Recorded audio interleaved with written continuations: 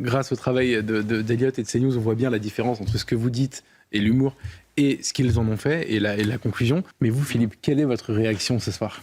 Alors, d'abord, j'ai une pensée pour Bernadette Chirac. Ça n'a rien à voir, mais vous allez voir pourquoi je dis ça. Que j'ai très bien connue quand j'étais stagiaire de l'ENA en Corrèze, qui était une femme remarquable et qui avait beaucoup d'humour. Et un jour, elle m'a dit, sur le quai de la gare à Brive, parce que j'avais fait une formule humoristique qui n'avait pas été comprise par le journal La Montagne. Elle m'a dit, Philippe, vous devriez faire attention avec les journalistes d'aujourd'hui, qui ne sont pas les journalistes d'hier, d'il y a 20 ans ou 30 ans, qui sont des analphabètes. Il ne faut pas faire d'humour. Autre sujet, Philippe de Villiers.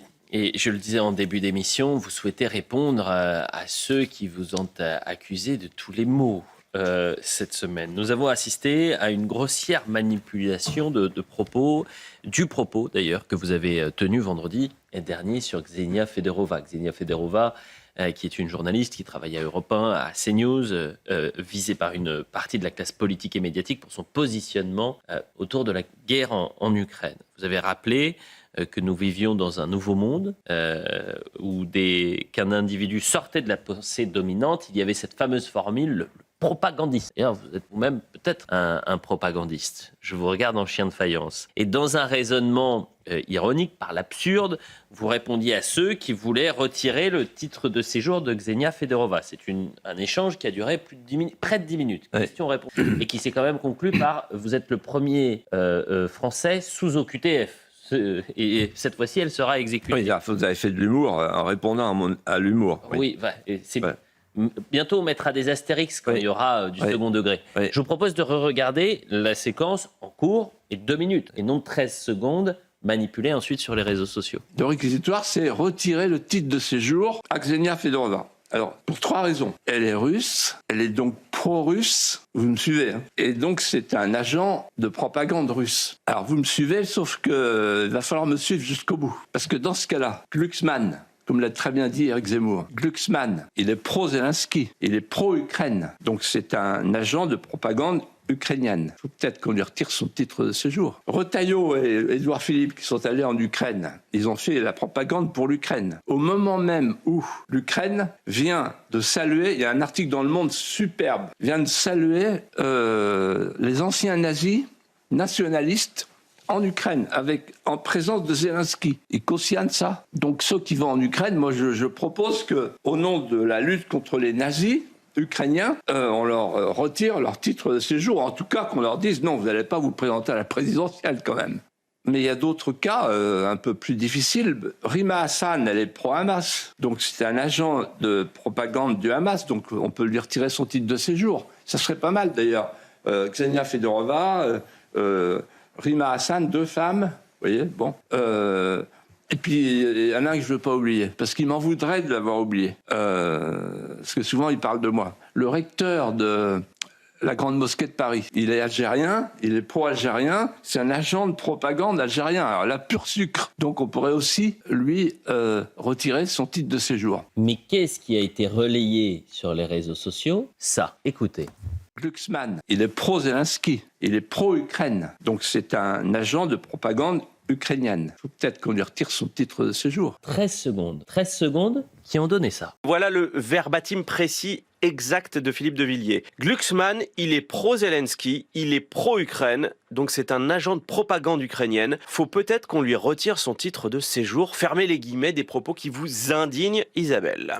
Oui, à tous ceux qui jouent la non-francité comme argument politique, parce que pour ces gens-là, on ne peut pas être un vrai Français, un Français véritable, un Français de souche, que quand on est capable d'aligner 15 ou 20 générations sur le sol de l'Hexagone sans aucun mélange, avec pour seul horizon et seule racine une lignée blanche et catholique, que ce soit Philippe de Villiers, voulant pour ses opinions retirer, je le cite, son titre de séjour à Raphaël Glucksmann, parce que quand on est Philippe de Villiers, il est semble-t-il impensable d'être tout à la fois juif et français, avec cette petite musique bien rance, à peine sous-entendue sur la double allégeance des juifs. C'est une remarque non seulement débile, mais pro-russe, c'est-à-dire contraire aux intérêts français, et surtout, c'est une remarque antisémite. Le mythe du juif errant qui au fond n'est pas vraiment français, qui aurait une double allégeance. C'est le plus vieux trope antisémite de l'extrême droite. Une obsession dont manifestement elle n'arrive pas encore aujourd'hui à se défaire. Geoffroy Lejeune.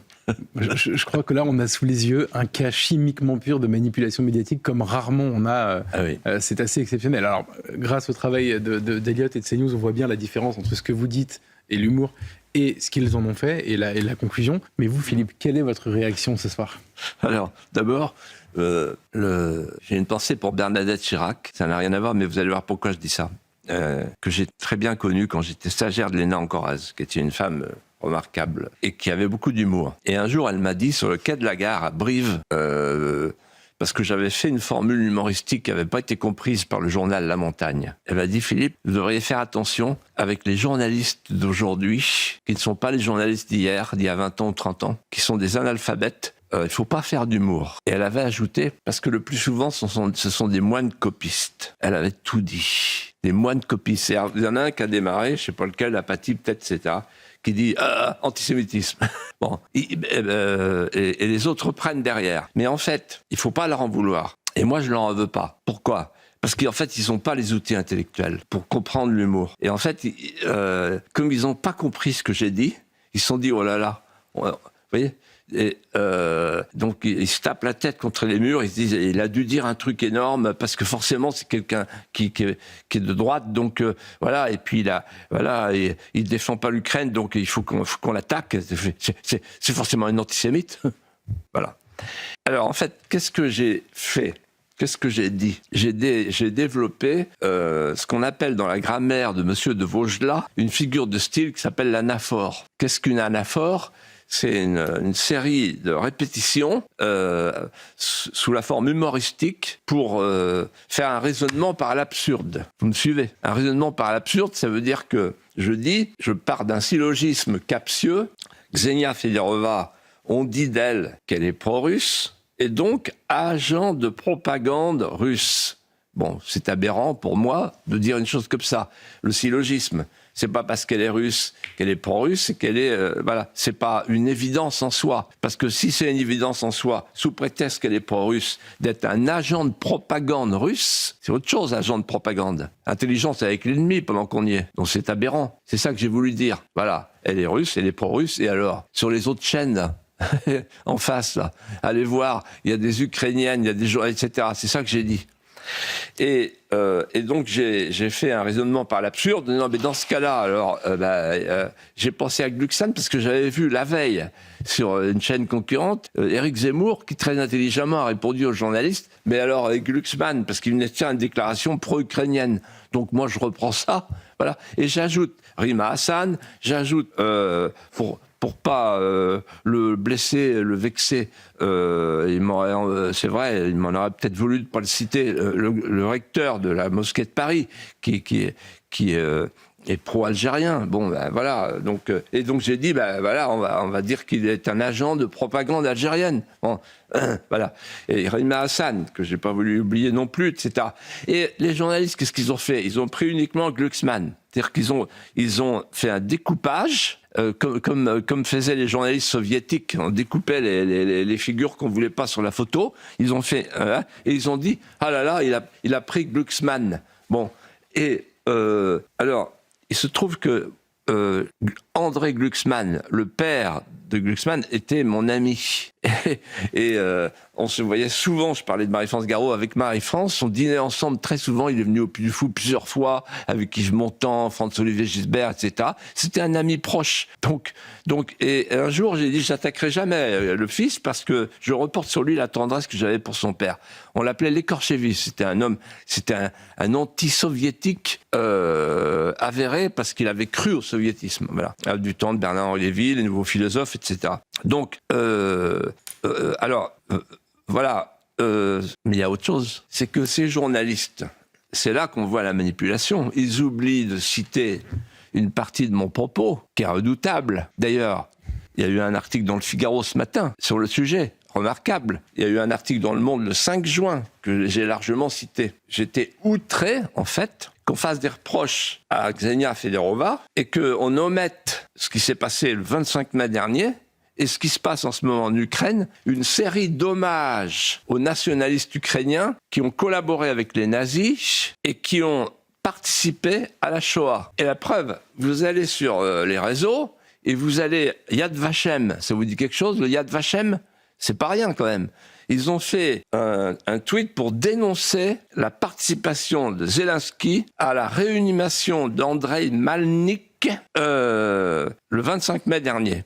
Donc, moi, je pense que l'Ukraine est sur une mauvaise pente, la pente des retrouvailles avec le nazisme, la collaboration et la participation à la Shoah. Sur ce point-là, d'ailleurs, on est d'accord avec les Polonais qui sont ultra choqués parce que Zelensky a donné à une de ses armées le nom d'une armée qui se battait aux côtés des nazis. Donc en fait, c'est la preuve d'une panique d'ailleurs de Zelensky. Bon, voilà. Alors en fait, quand j'ai vu Isabelle Saporta, vous avez vu, c'est violent, hein, quand elle dit la vieille famille, on sent, vous voyez, je sais pas ce que vous sentez, mais vieille famille qui pense qu'on peut pas être juif et français. Vous avez entendu cette phrase, Isabelle Saporta. Je la connais pas, je sais pas qui c'est, mais c'est violent. Hein. Et il se trouve qu'elle a un ami de longue date qu'elle a publié longtemps, qui s'appelle William Goldnadel. Et il se trouve que William Goldnadel est mon ami et mon avocat.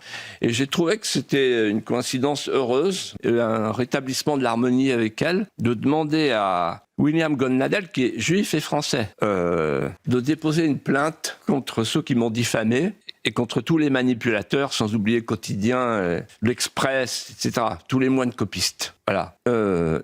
Mon avocat, Maître Goldnadel, qui est un grand avocat, bien connu de cette maison, va donc porter plainte contre les diffamateurs, car il y a une seule chose avec laquelle je partirai, comme dirait le panache, c'est mon honneur.